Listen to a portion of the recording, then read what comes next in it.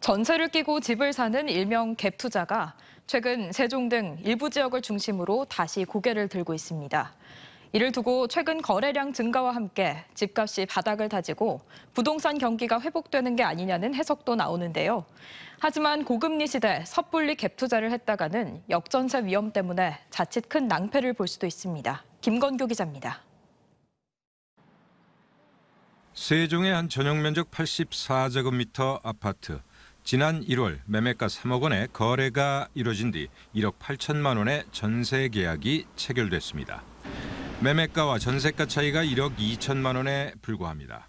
2020년 10월 매매가 7억 4,800만 원으로 신고가를 기록할 당시 4억 원대에 달하던 매매가와 전세가 차이가 3분의 1 아래로 좁혀진 겁니다.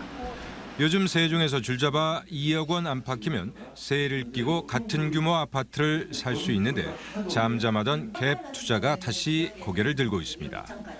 부동산 빅데이터 아실에 따르면 세종 지역에서 최근 3개월간 전세를 끼고 집을 사는 갭 투자가 전체 거래량 1,174건 가운데 5.9%인 70건으로 전국 시군구에서 두 번째로 많았습니다. 같은 기간 천안 서북구가 46건, 대전 서구가 31건으로 전국 20위 안에 들었습니다. 전세가 대비 매매 가격이 상대적으로 더 떨어지면서 갭 투자 부담이 크게 줄었기 때문입니다. 이제 매매가가 떨어지면서 전세가도 좀 떨어진 경향이 있었는데 그것보다 이제 매매가가 더 떨어지면서 갭 투자를 할 수 있는 어떤 여건이 좀 마련이 됐다고 보시면 되겠고요. 실제 투자자가 증가한 건 사실입니다.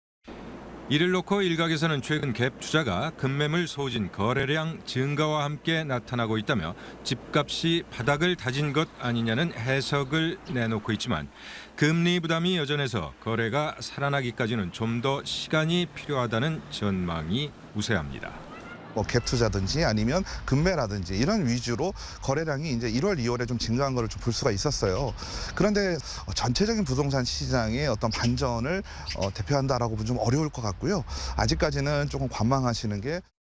전문가들은 특히 집값 하락기에는 매매가가 전세 보증금보다 낮아지는 역전세 우려가 있다며 금리가 높은 상황에서의 갭 투자는 큰 손실로 이어질 수 있다고 경계했습니다.